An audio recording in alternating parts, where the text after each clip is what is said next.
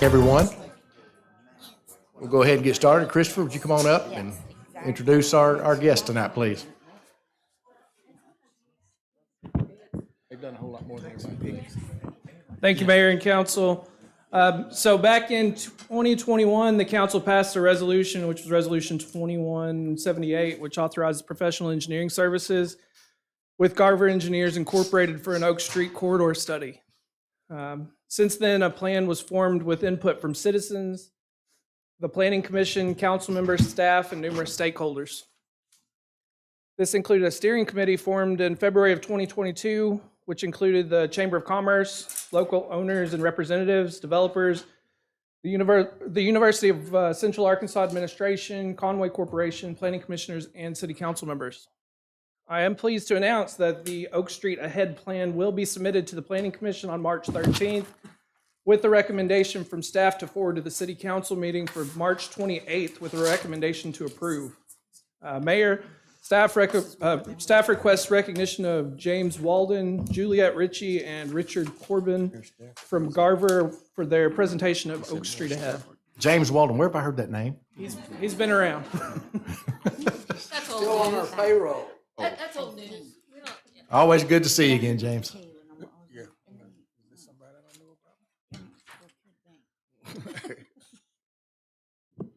How are y'all this evening? I'm Juliet Ritchie, Urban Planning Leader with Garver.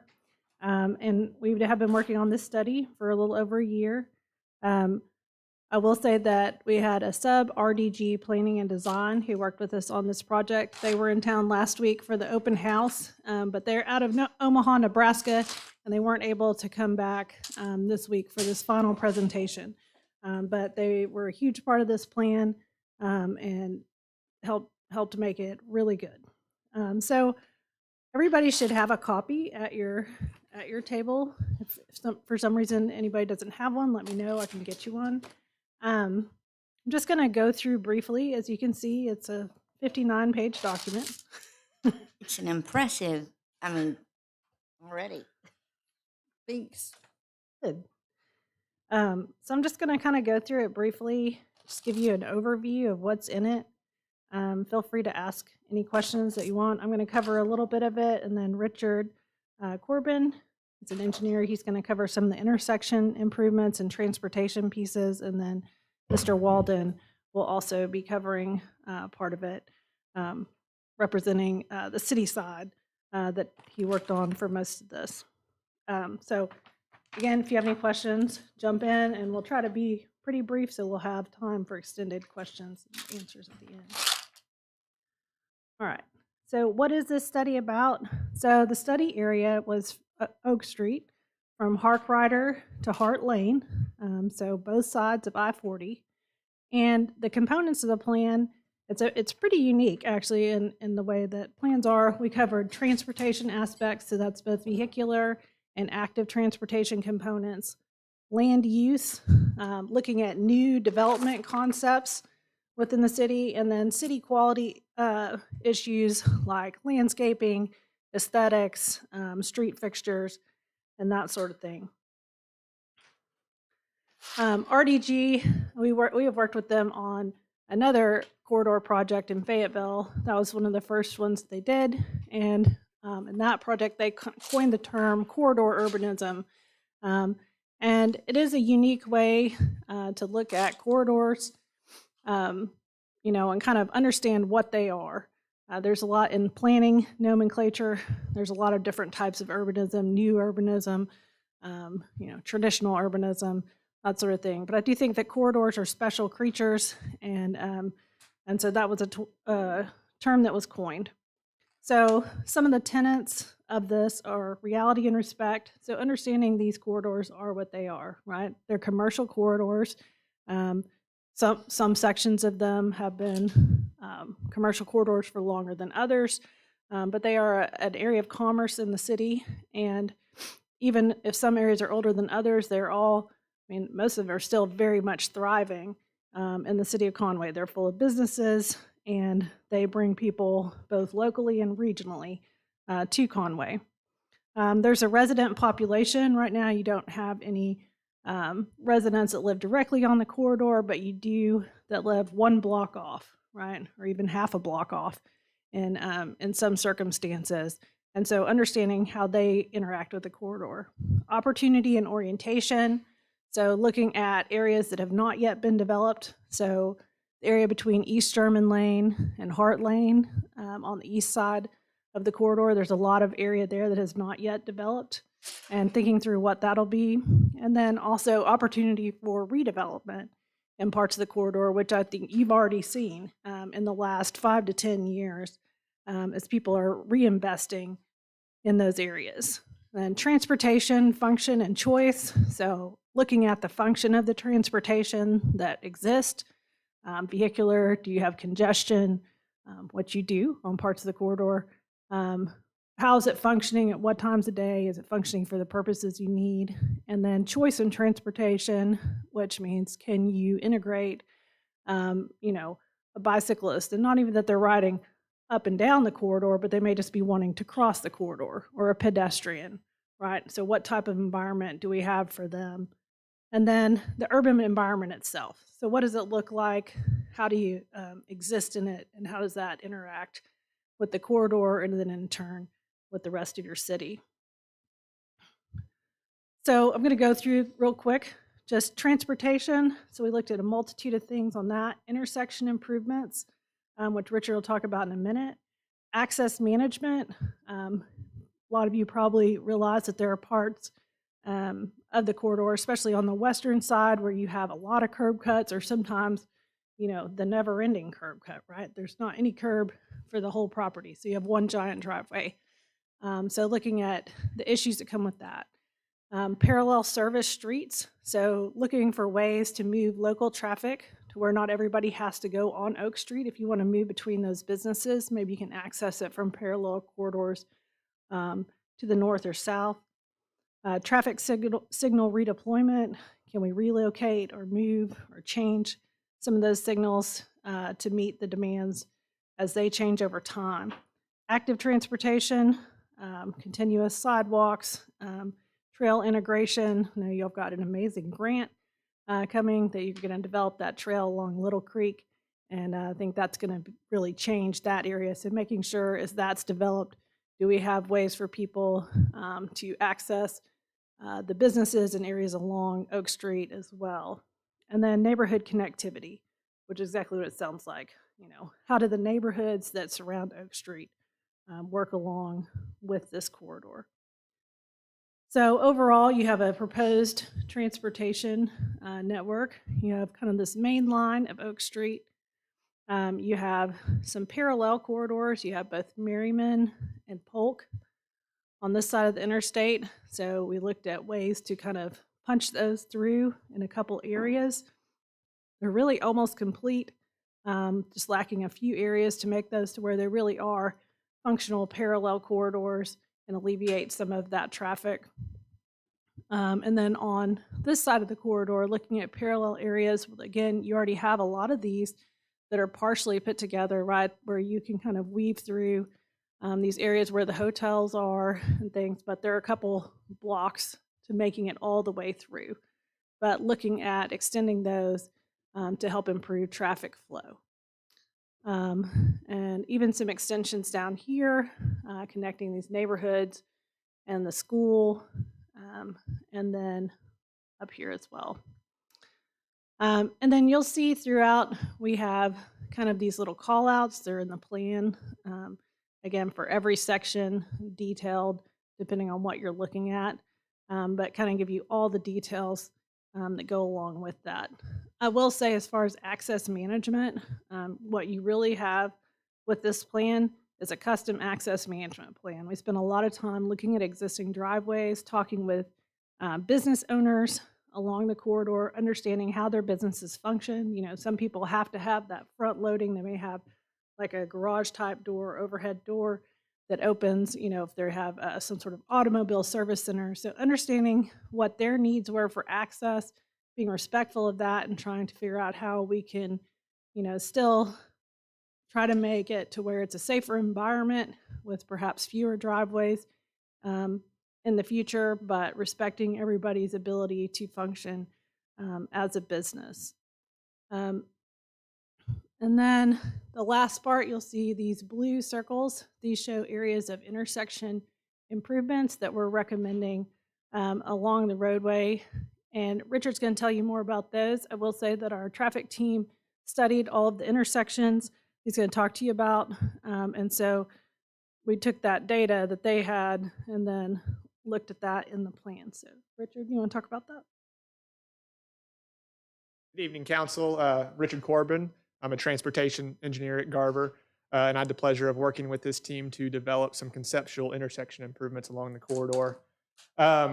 So one of the major goals that became apparent when working with the steering committee and the public was that traffic was a major priority along this corridor. That was one of the things that kept coming to the top was of what they wanted to see out of this study, which was the better traffic flow throughout the corridor. So we spent a substantial amount of time on that portion of the study. And really what we wanted to do was come up with recommendations that weren't just major widening that impacted businesses and decreased walkability. We wanted to do strategic improvements at the intersections along the corridor.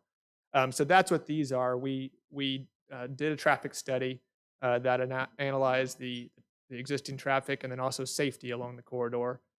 And we came up with recommendations for intersection improvements at 8 intersections. And there's 6 of them right here. There's more on the next slides. I'm going to take you through a few of them in detail. You can see the types of, at the top of each circle, it just gives you a quick summary of the type of impacts that you're going to get from these improvements. Some of these are, minor improvements. They're just intersection delay reduction of 10% in the top left. But some of them you're getting, like Museum Road, with some very minor improvements. You're getting things like 60% delay reduction, 70% delay reduction. So, and then it's mostly, as y'all know, what the traffic study found was east of I-40, kind of east of I-40 to Elsinger is really a hot spot for traffic congestion. So a lot of the recommendations are more concentrated over there.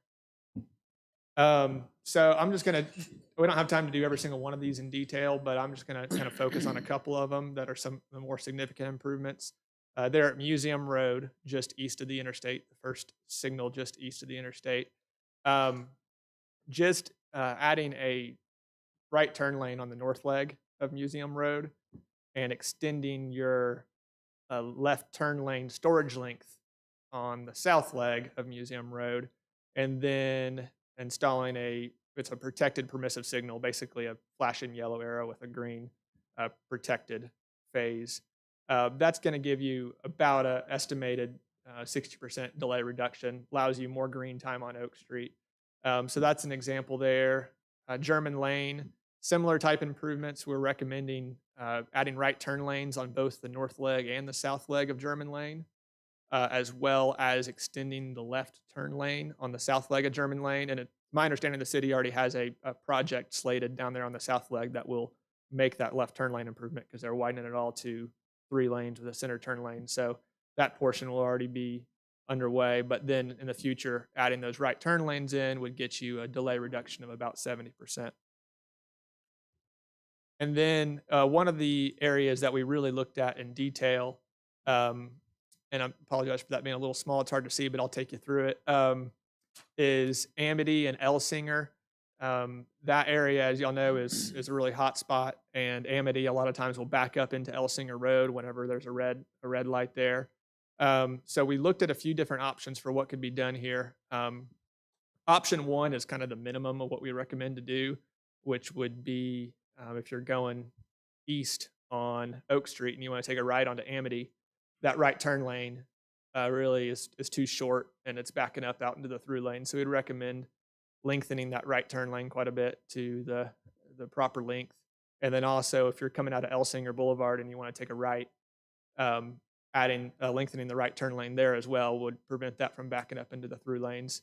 That's kind of just a minimum. You get about a 12% westbound, 16% eastbound delay reduction. But then if you go on to a more substantial improvement, you can get an additional 20% and additional 6% of delay reduction. And that also kind of provides better connectivity as well. So it's basically taking that Bob Courtway Drive and relocating it to Elsinger Boulevard. And basically what that would allow you to do is to take the Amity Road and existing Bob Courtway Drive and just make those all right in, right outs. So there's no left turns allowed there anymore. And you could drop that signal altogether and just have the one signal there at Elsinger Boulevard. And one of the reasons we think that, could make sense kind of from a broad scale standpoint is you can see that maroon line, Elsinger Boulevard, that would be with the relocated Bob Courtway Drive. And you can see just kind of the connectivity that lines up with your arterial 6th Street and Elsinger Boulevard.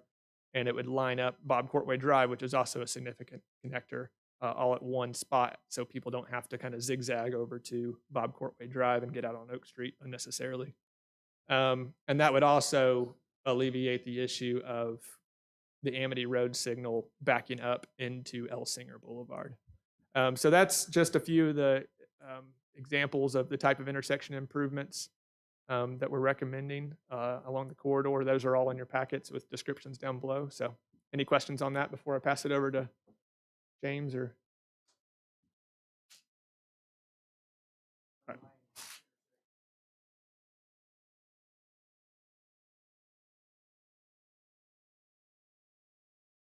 Yes, we looked at the school PM peak hour and the afternoon and the evening peak hour, and yeah, we picked the highest of the peak hours and based our recommendations based off of whichever was the highest peak hour. So, yeah. What are you doing Friday afternoon about 4 o'clock? I think I know where this is going. I want to show you.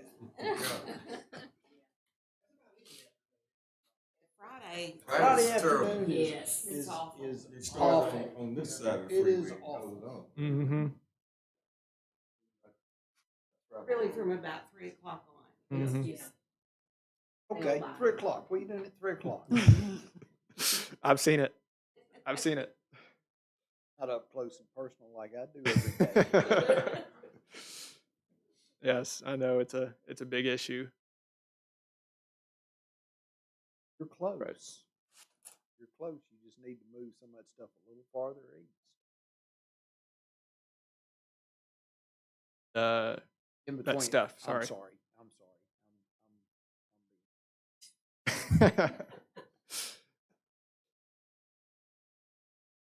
All right, I'll pass it off to James.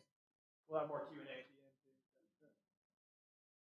So one of the main focuses and reasons why when we decided to work with Garver and RDG on this, they had previously worked on a corridor for 71B in Fayetteville. And part of that study, it looked at transportation and it looked at land use at the same time. And that integrated approach is very, very important. If you're so often the planning for streets, widening those things, it isn't taken into context of the supporting land use. And so you can't really fully develop a good plan for the street without understanding the context of the land use. And you can't really understand a good plan for the land use without understanding the context of the street. And that is, I think, the most beneficial thing about this plan is that it looks at those things as a holistic one, which is really, really important, and it is an innovative approach with this as well. In terms of land use, these were some of the values and things that the consultants looked at when they did this. And the first being that there was really a high respect for existing businesses. There are parts of the corridor that aren't the prettiest looking in the world, right? They may not necessarily reflect the front door that we always want to project towards sort of the rest of the world for Conway. But those businesses are important. They're livelihoods for a lot of folks. And so we wanted to provide a supportive environment for those existing uses to allow them to continue and to recognize the reality that they are here, they will be here in the future, and that's not a bad thing. Additionally, a major focus of this was looking at and thinking about having more housing along the corridor. We understand that we are sort of in this period of transition where folks are shopping online more, and the retail environment could change over the next 20 to 30 years. And so what do you do in those locations where you may have future vacant uses? A great opportunity is housing, increasing the resident population. So that allows a transition of uses in those locations. It also works to make the corridor more walkable, getting more people in those locations, so that's great. Additionally, allowing for an evolution in uses over time, gradual as it adjusts with the market, not forcing things, sort of responding and going along with the market over time. Recognizing the importance of buffering. That's really important when we're respecting the existing businesses that are there that may have potential impacts on other types of uses like LKQ or sort of those auto environment type uses that are there that can have more impacts, and using those buffers in a productive manner. And then also developing a regulating plan so how this plan can be implemented into the city's regulations. So the overall land use plan broke out into four major areas. It was fun watching Marty work on this because I don't think that it wasn't in the scope for there to be a illustrated master plan for the entire corridor, but once he got it going, he couldn't stop, and so we ended up getting I would say quite a bit more than what we paid for, because he kept designing stuff, and it was pretty wonderful to see that evolve.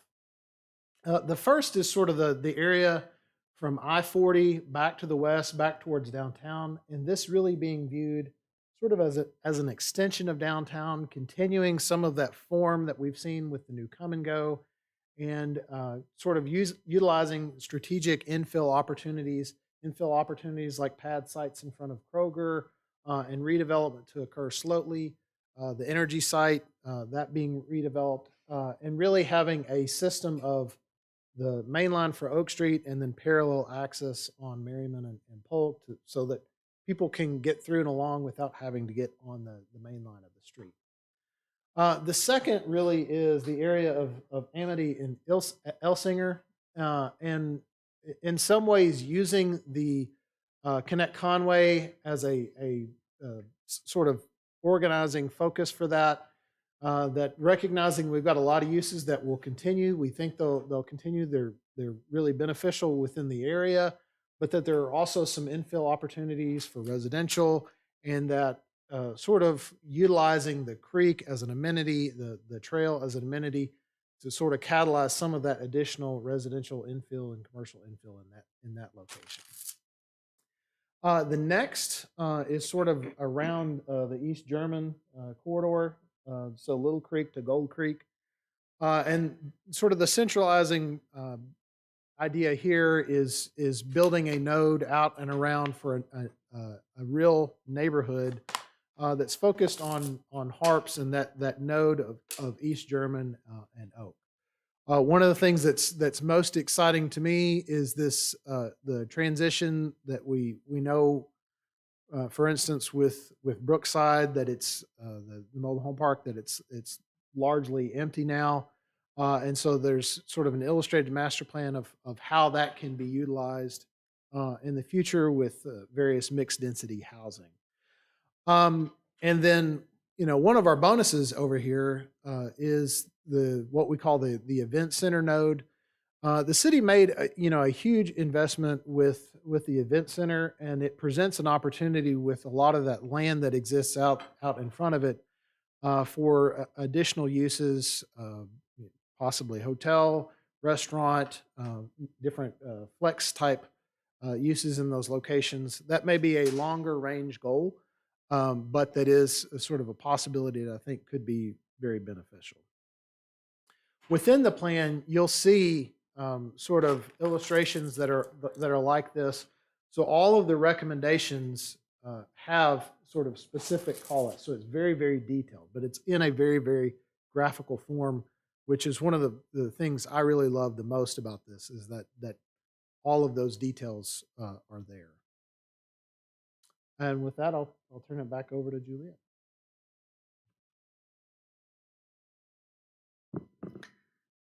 So he mentioned the regulating plan. So just looking, we did kind of an assessment of existing zoning. As you can see, a majority of the corridor now is red, which is the C3. So that's your high intensity commercial zoning.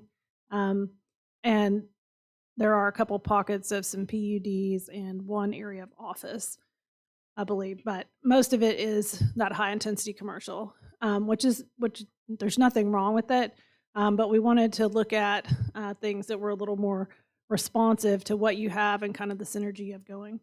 The other thing, you have an existing design overlay district from Harkrider to Ingram, and that area is, you have this overlay that controls some of the aesthetics and the location of the buildings on the site and the pedestrian amenities. And so a lot of your redevelopment that's happened in the last decade, your Med Express, now the Come and Go, and those other buildings in that area are a product of that. And when we talked with the public, both through the survey outreach we did, the city did some outreach as well on social media. There were a lot of positive responses to that type of development, and kind of asking whether is there a way to kind of keep that going. So you already have those regulations in place up to Ingram. So that's this kind of gray clouded area here. So you have that covered, and I would say, our recommendation is to, maybe either keep that overlay district going. It seems to be functioning pretty well, or if there's specific tweaks that you want to make, that's fine. But that seems to be working pretty well for that area. And then you have kind of the remainder of Oak Street till you reach I-40 here on the west side. And I think that is a specific area as well and functions quite differently than other parts of the corridor. So creating a new special district for that area. And then looking at this area between I-40 and Little Creek, that includes Amity and Elsinger, and looking at that area, that's one of your higher intensity uses, right, with both traffic and retail and restaurant environment. So again, I think it needs a little bit different treatment. And in the plan, we go through some of the specific things that we're looking at in those areas, but we want to respond to that. I also think that this area has some of the greatest parking lots. And like James mentioned, something that we see more and more is, the parking areas that were created for Black Friday, as Black Friday existed, 15 years ago, that level of parking is honestly, it's not usually needed. They're still busy, but there's a lot of parking that goes underutilized throughout the year. And finding ways to allow people to be able to redevelop within those parking lots, right, to get more use out of their property. Like James said, it can be a way to integrate additional residential uses in there that can help support existing businesses along the corridor. So we want to make sure, honestly, all up and down the corridor, but I think the biggest opportunities here is that we put regulations in place that allow that to happen, that don't just limit it to the large setbacks that it has now. And so people can reutilize that and again, have agility in changing markets. And then this last piece is from Little Creek down to the event center.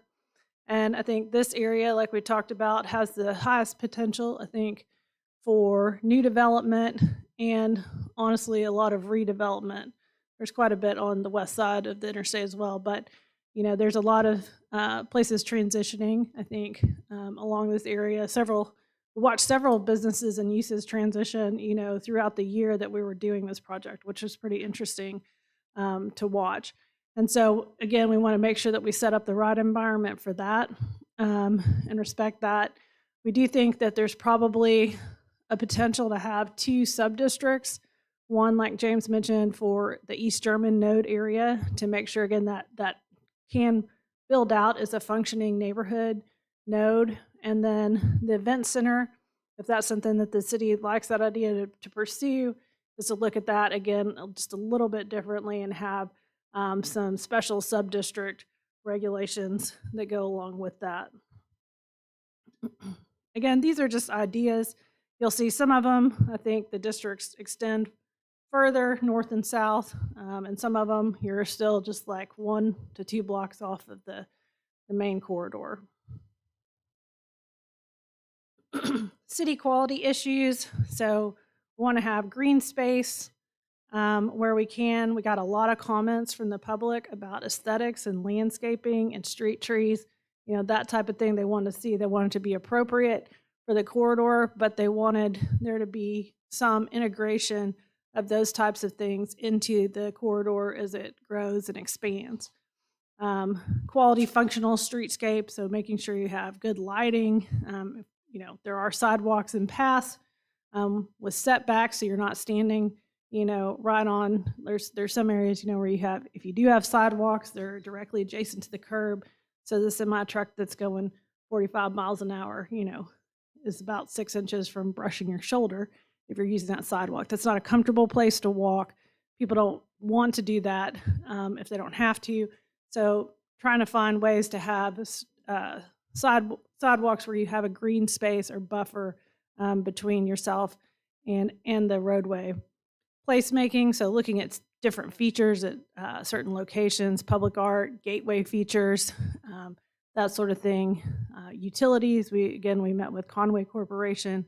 I know that they already have plans to do some relocation of utilities over the coming year. A lot of what we looked at was, you know, there may be areas where you can bury utilities, but sometimes it makes more sense. It can be very expensive to bury utilities. And so sometimes it makes more sense to just move them a block off of the corridor and things like that. So we had some really good conversations about that. And the potential for redesignating US 64, this section, even the possibility of removing it between Harkrider and downtown, and the possibility that that could create, you know, some flexibility for some of these design solutions if it's not an RDOT facility. So these are just some examples. You'll see some of these signs. There's Colton's, Family Dollar, you know, what this could look like if you did have, again, you know, a sidewalk with a green space and that sort of thing. And then over here on the east side of the interstate, there's the Chipotle. Again, just trying to understand how it could look differently if there is investment in those areas. Finally, this is my favorite part of the plan. This is the implementation piece, and I think this is really exciting. There's a lot of plans, you know, that are created that never have the synergy to move forward. I will say that throughout this planning process, we really wanted to create an implementable plan. Mr. Walden and the steering committee members and other members of the city staff, I felt like really pushed us to think about it in that way. Like, what can we do that can really be done, right? Not just pie in the sky ideas. So we created an implementation plan. It's at the very end of your book, and I would encourage you to look at it in depth because, again, I think it's a very interesting part of the plan. So it takes everything that we've covered and basically says, and here's kind of how you would do it. And one of the things I like best about this is that it's color-coded. You have the red, which is a public investment project. You have blue projects, which are private investment projects, because not all this can be done, right, but just by the city.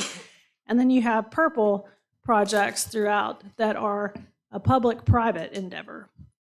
And I love that this is laid out in the graphic map format because I think it really shows how to implement this. It's not, you know, it is something where everybody has to work together to truly realize the potential of the plan, and honestly gives you a roadmap for how to do it. So for every diagram that we have, you'll see that each, you know, project is numbered, and then you have a corresponding spreadsheet that tells you more about that project, you know, what the improvement is, and also what is the benefit, right?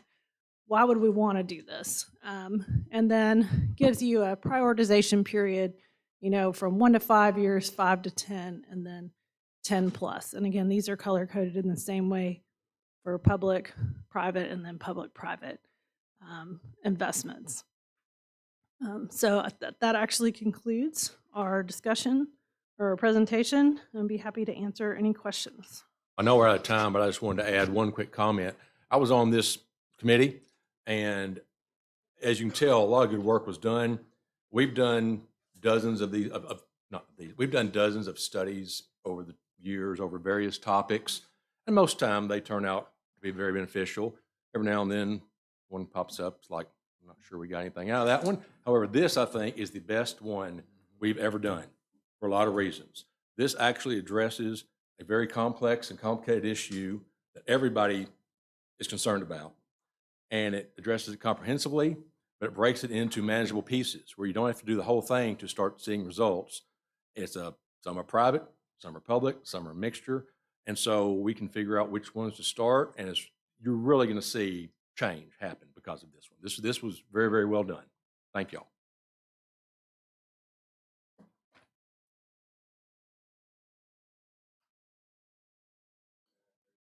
Absolutely.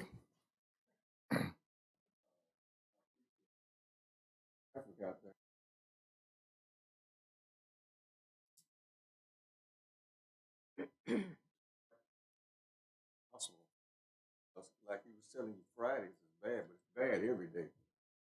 From up until hard, and Friday just, and we had a record out there, bumper to bumper, and I fixed it.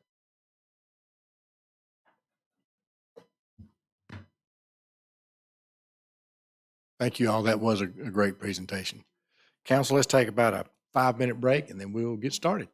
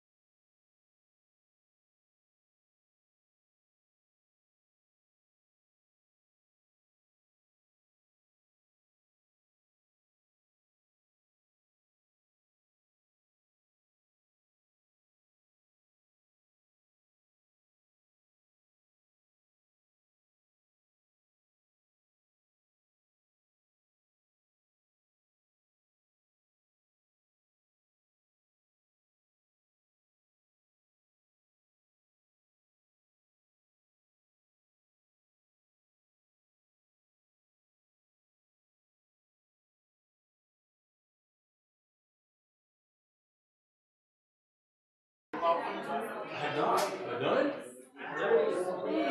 Okay, good. I've seen him working on it. Tell your boyfriend Good. Good. Oh, do you? Yeah, okay, cool. Good evening, everyone.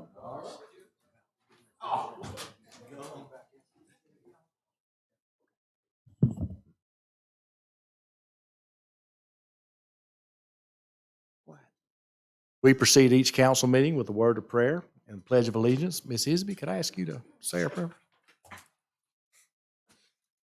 If you'll bow with me.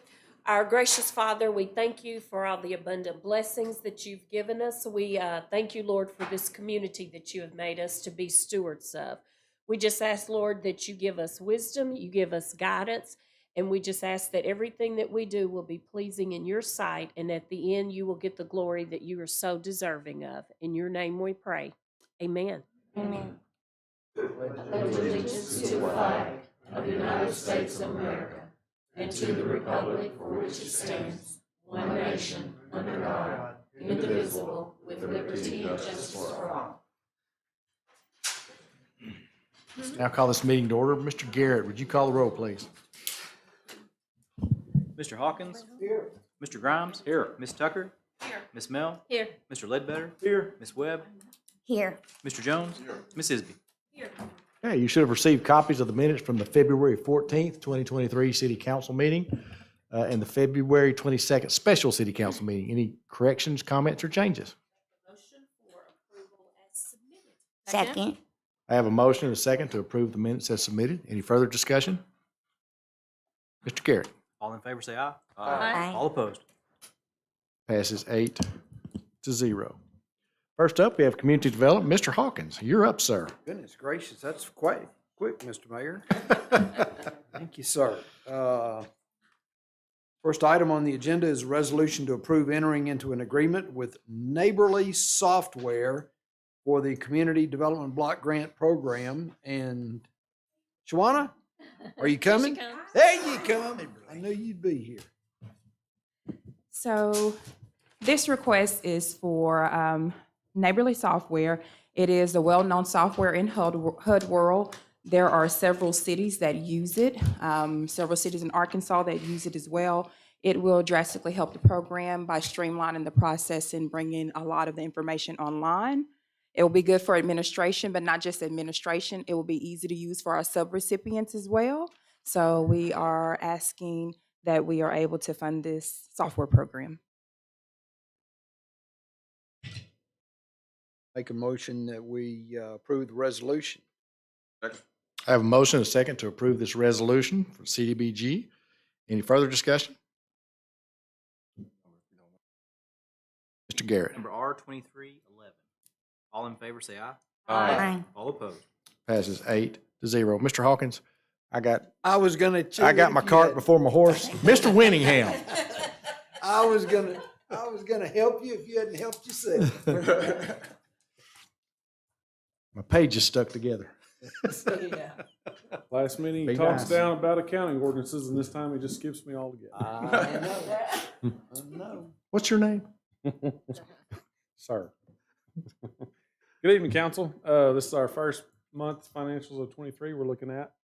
And if you flip through these, you'll notice something kind of a common trend, and you might ask yourself, why didn't we spend any money in January? All of our expenditures in each of these funds are very, very low, and the reason for that is our first payroll was virtually all related to 2022. So our budget is 80 to 83% personnel, depending on which fund you look at. Overall, it's about an 80%. So when we don't spend money on salaries and benefits, our expenditures show very, very low. So we've only got one payroll, one pay period showing here as opposed to two. So that's the reason for that. Also, the mayor has a spending freeze in place now. So we usually do that at the beginning of every year, and any purchase has to be approved by his office and by Mr. Garrett's office. So that cuts down on those expenditures as well. As far as revenues go, I think the mayor relayed this to you guys by email last month. Our sales tax was again down just a little bit. We've got a a business sector in town. That's the only reporting we can get is by business sector. And there's a business sector that's been amending their returns from last year and reducing the amount of sales tax they're turning in for those amendments. So that's the primary cause for this. Compared to budget, we're okay because we are very conservative on that revenue stream as far as how much we budget. An 8% collection for 1 month is about where we would be, in a flat year, that's what we pretty much budget for as a flat year, and hope that we grow. But so far, I think there's nothing to be concerned about at this point. We'll just continue to keep an eye on it, and I'm sure the mayor will keep that spending freeze in place until he feels comfortable enough to lift it. And that's about all the comments I've got. Again, every fund is showing a pretty strong net revenue through January just because our expenditures are so low.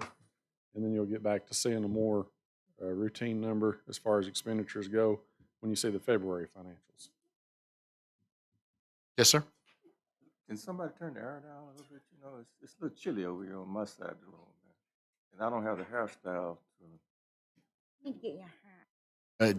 Jamie Bryce controls this building. She is Oz, great and powerful in this building when it comes to heat and air. So that means no, you can't. I can't touch it. No. All right. All right. Any questions for Mr. Winningham? I was just trying to get out of no cold, man. Good job. You cold too, man. Yeah.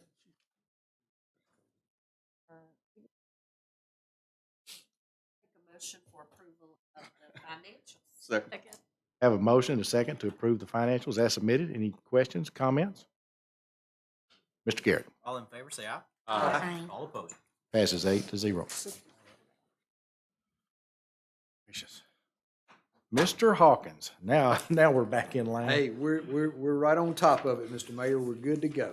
Next item is a resolution to approve the grant submission for the runway rehabilitation project for the Conway Airport. And Jake, what do you say? Good evening. How are y'all? Good. We approved this, I think, last month, but it was for 2 grants. The company that won the bid was considerably lower, like almost $200,000. So I don't want to use both bids. I can save that for another project for next year or 2 years ago. So it's just going to consolidate to one, which would be a lot less paperwork for us and the FAA, which they like that as well. So I'm just saying, go from 2 grants to the single one for the AIP grant, and then just clean it up a little bit, make it look nicer. This does help keep the FAA happy, correct? Yes. Yeah, less paperwork for them, and just a little bit cleaner, and not so much from other pot of money. It's kind of all the same thing, but it's just less paperwork for them. I move to adopt the resolution. Second. I have a motion and a second to approve this resolution for modification and grant submission to the FAA for runway rehabilitation. Any comments, questions, discussion? Mr. Garrett. Resolution R2312. All in favor, say aye. Aye. All opposed. Passes 8-0.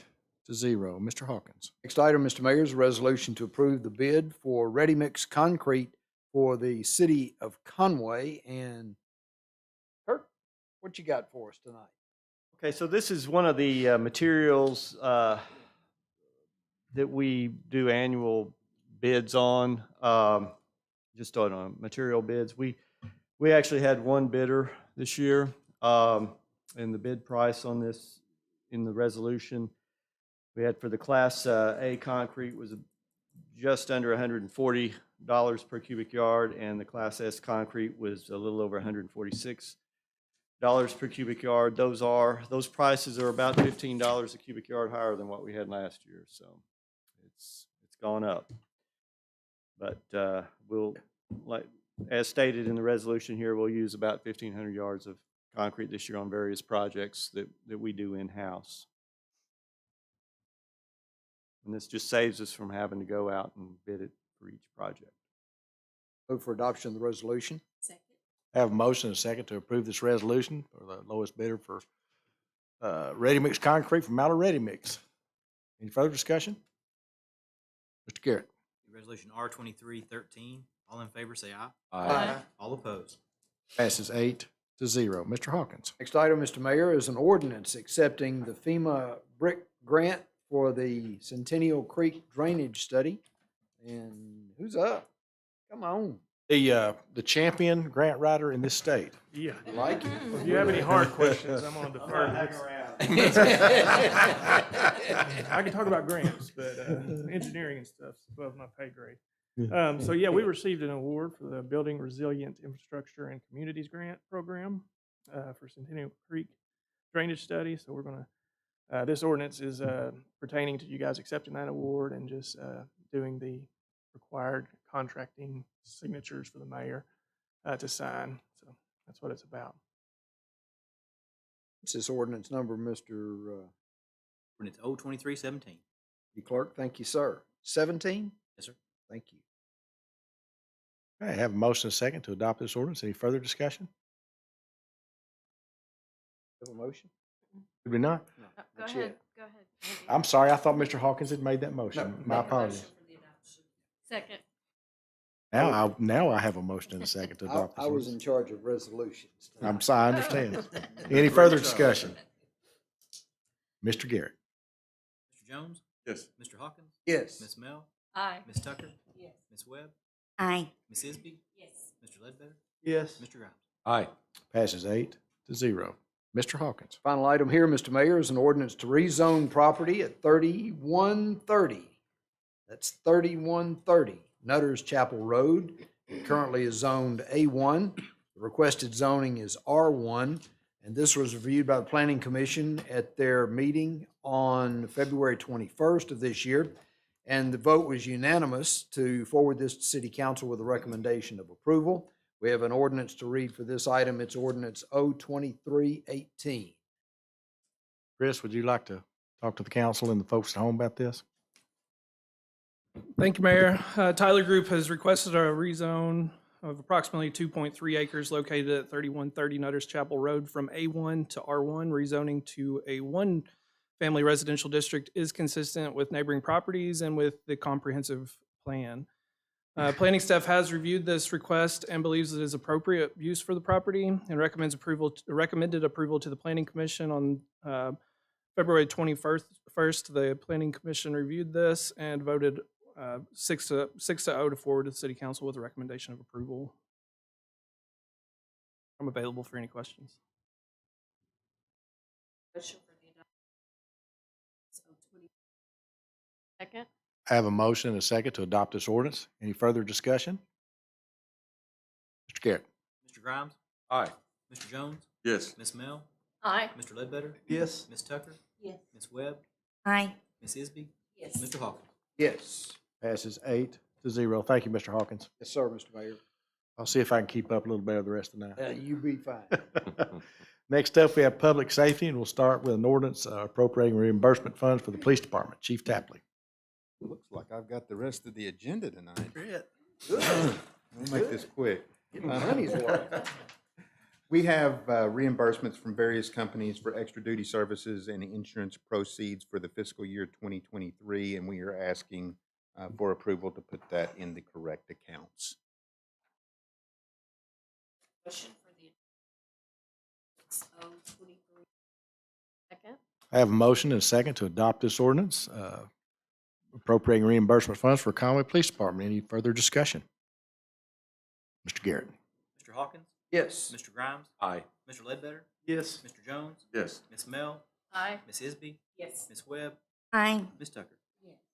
Passes 8-0. Chief, you're up again on the ordinance appropriating fiscal 2022 reimbursements for the police Same department. thing. We have reimbursements for fiscal year 2022 for extra duty services and task force funds, and we're asking to put those into the correct accounts as well.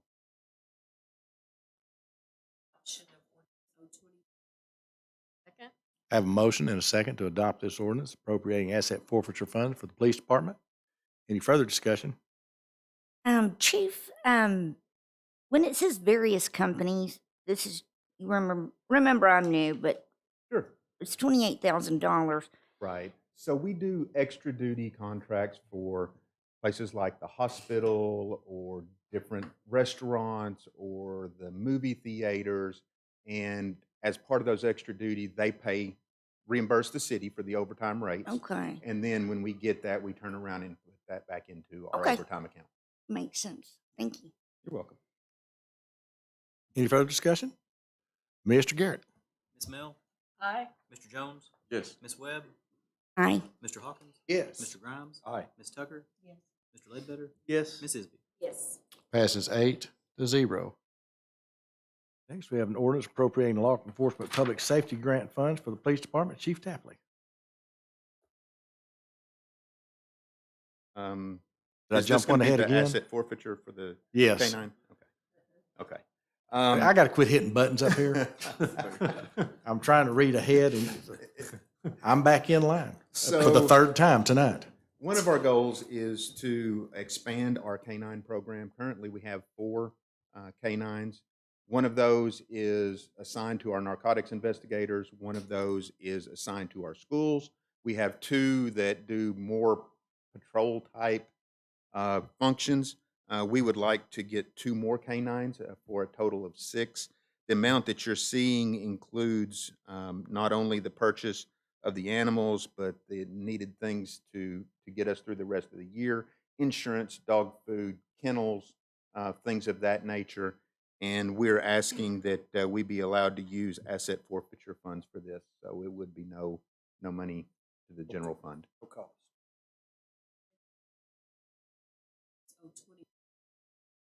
Second?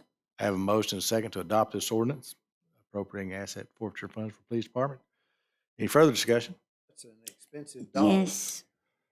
We haven't determined who we're going to go with right now because the company that we normally use was based out of Little Rock. The owner passed away last year, so obviously we won't be going there. We're looking at different ones. They're gonna run probably between $13,500 and $16,500 for a dog.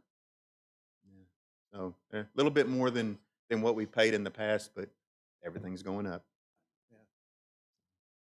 I had a chance to see one of them in action for the youth leadership program. It's amazing what these dogs can do. Absolutely. He wasn't They chasing are you, was he? unbelievable. Huh? Hmm? He wasn't chasing you, was he? He was not chasing me. He was not sniffing me. He did not Hey, halt they- and look at me. Hey, they got more training than Garrett's got. Chief You Tapley. didn't hear that, Barry, did you? Chief Tapley, I actually I was bothering him. have a legitimate question. And I think transparency is so important in our government on every level. And in this extra equipment and everything, will one of those pieces of equipment possibly be a properly sized bite suit that would help 25% of your K-9 unit? And I'm saying 1 out of 4, but that's 25%. It doesn't really matter. I just feel like if we're talking about safety, when it comes to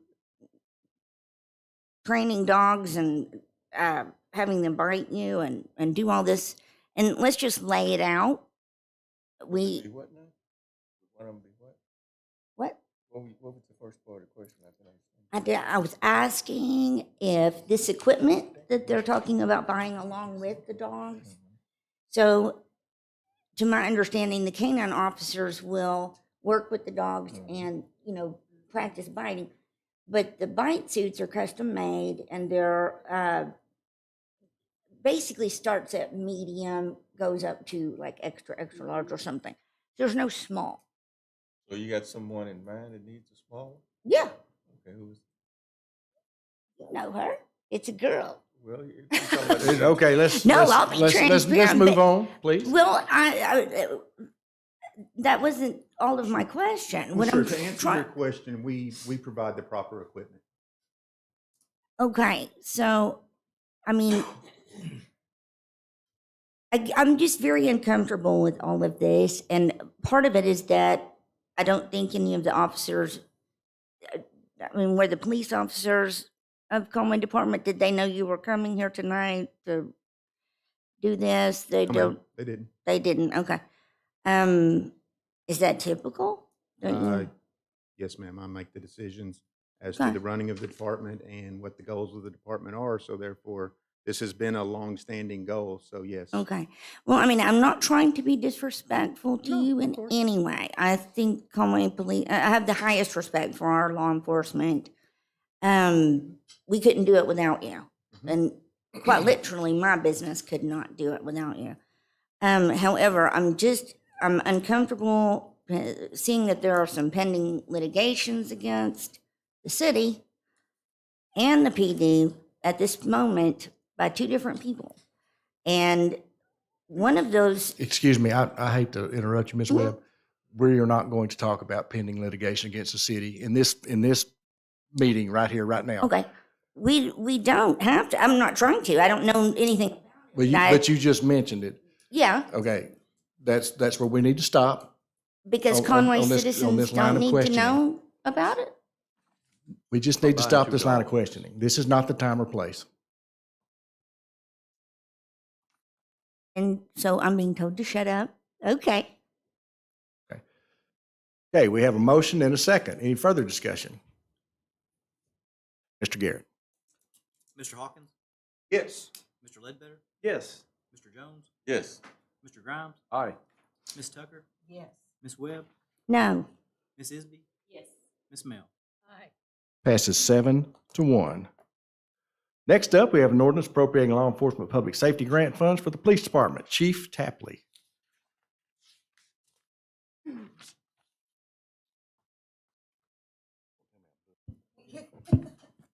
Listen, I've confused everybody tonight. I am lost on this one, so what are we doing now? You were awarded a grant. Okay, all right, I've got it out of $100,000. order, I'm sorry, this one's on me. Thank you. This one's on I just me. checked my blood sugar. It is low. Okay. So- So we talked about the public safety grant previously, where Mr. Albertson got us a grant for $100,000 that we were going to use toward virtual reality equipment. We have received those funds, and we are asking you to appropriate those funds into the correct account so that we can use them. Make a motion for the adoption of the 022. I have a motion and a second to adopt this ordinance. Any further discussion? Mr. Garrett. Ms. Mel? Aye. Mr. Ledbetter? Yes. Mr. Grimes? Aye. Ms. Isby? Yes. Ms. Tucker? Yes. Mr. Hawkins? Yes. Mr. Jones? Yes. Ms. Webb? Aye. Passes 8-0. And Chief, you're up again. Ordinance approving the reclassification of personnel for the police department. As all of you are aware, we've previously had a crime suppression unit. Due to staffing, we weren't able to keep that up and running. We're trying very hard to get back into that. We've actually had applications, gone through the process of trying to choose some officers for that. We haven't chosen those yet, but it's a very important unit to have a supervisor. And we currently don't have a supervisor that I can put in that unit. There was previously one. We are using him in training. So we are asking to take a police officer position and make it into a sergeant's position. You'll notice that for this year, there will be no additional funds. We have been down on numbers for the last 2 months. The money that we have saved for that will more than cover the difference in the salary for the year. And council, this is something that Chief had mentioned to us back during budget time. And I will say that the raises that y'all approved for the police department has made a tremendous impact. Chief was able to hire 4 certified personnel, and he feels like he's going to be back to full staffing. And with full staffing, then he can put the crime suppression unit back on the street. So council, great job. Chief, great job of you and your department. Make a motion for the adoption of the ordinance 02320. Second? Have a motion and a second to adopt this ordinance to reclassify this position in the Conway Police Department. Any further discussion? Mr. Garrett. Ms. Isby? Yes. Mr. Ledbetter? Yes. Mr. Jones? Yes. Ms. Mel? Aye. Ms. Webb? Aye. Mr. Grimes? Aye. Ms. Tucker? Yes. Mr. Hawkins? Yes. Passes 8-0. Thank you, Chief. Thank you, council. That's all we have for tonight. With that, I'll take a motion to adjourn. Move. We are adjourned. Thanks, everybody.